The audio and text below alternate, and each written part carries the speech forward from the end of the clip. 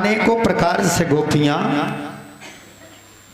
अहो विधाता स्तव क्वचित दया संयोज्य मैत्रा प्रणये मदेहिनः।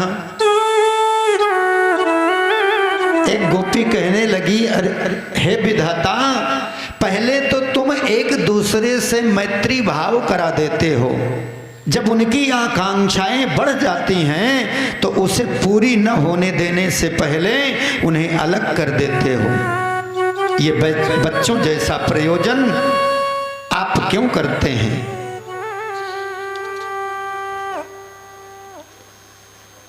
गोपियां कहने लगी, सुंदर तनयति सौम्य मुख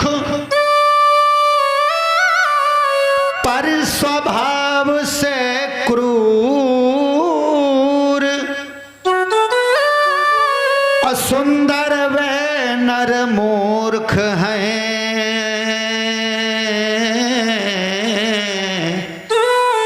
जो तेरो नाम धरयो वक्रूर। अक्रूर जी को कहने लगी गोपियां कि तुम्हारा नाम क्रूर होना चाहिए। तुम्हारा नाम अक्रूर किसने रख दिया? तुम हमारे प्राण प्यारे श्याम सुंदर को हमसे दूर ले जा रहे हो। एक ने आया, कहा कि बहन, हाय प्राण प्रिय को हृदय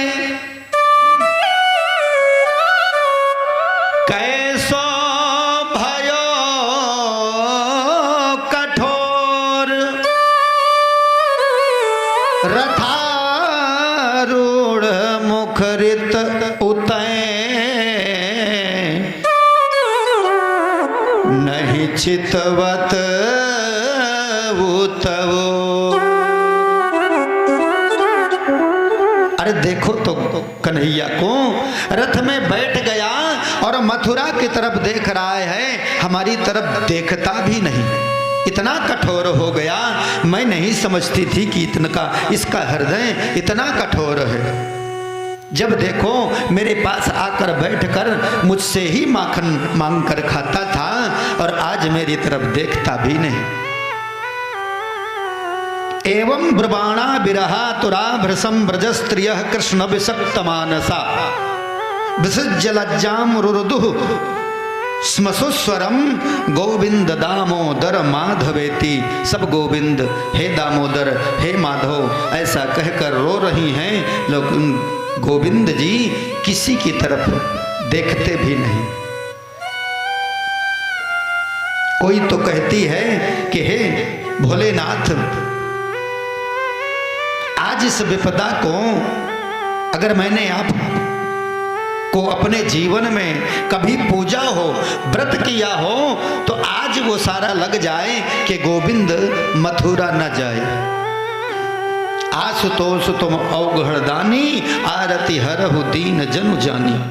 इस विपदा का हरण कर लो, गोविंद का मन जो है मथुरा से हटा दो, मथुरा न जाए।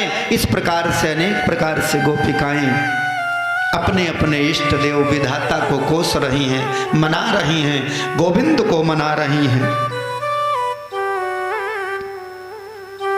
लेकिन गोविंद जी ने किसी की नहीं सुना। चाचा क्रूर जी को कहा कि चाचा जी ये ऐसे ही करती रहेंगी, आप रथ आगे बढ़ाओ। रथ आगे बढ़ गया, गोपिकाएं रथ के आगे लेट गईं। गोविंद ने कहा चढ़ा दो इनके ऊपर, लेकिन रोकना नहीं। जब तक रथ दिखाई दिया, रथ की गड़गड़ाहट से जो धूल उड़ी, धूल जब तक दिखाई दी, तब तक गोपिकाओं ने सोचा कि ये कन्हैया जो है ऐसे ही करता है, बिना हमारे ये रह ही नहीं सकता, अभी लौट आएगा। जब तक धूल दिखाई दी तब तक गोपिकाएं वहीं खड़ी इंतजार करती रही, देखती रही कि आ जाएगा। हमारे साथ ऐसा नहीं कर सकता दुर्व्यवहार।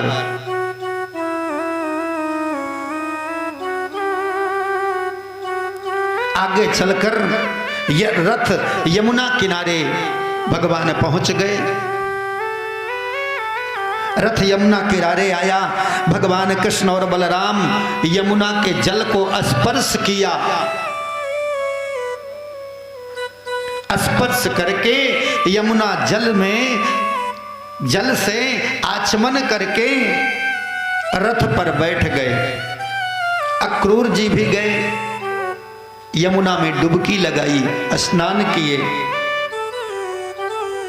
जब अक्रूर जी यमुना जल में डुबकी लगाई तो वहां देखते हैं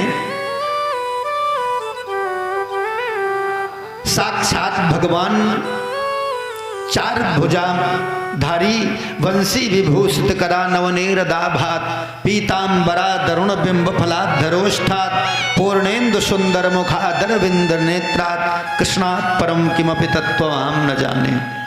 भगवान कृष्ण जो है चतुर्भुज रूप विष्णु रूप में अक्रूर जी को दिखाई दिए। डुबकी लगाया, चतुर्भुज में कृष्ण भगवान का दर्शन किया। तुरंत बाहर निकले कि कृष्ण तो रथ में बैठा हुआ है, ये जल में मुझे क्या दिखाई दे रहा है। बाहर देखे रथ में कन्हैया जी बैठे हैं। भगवान ने पूछा, चाचा जी कुछ देखा क्या अपने जल के भीतर?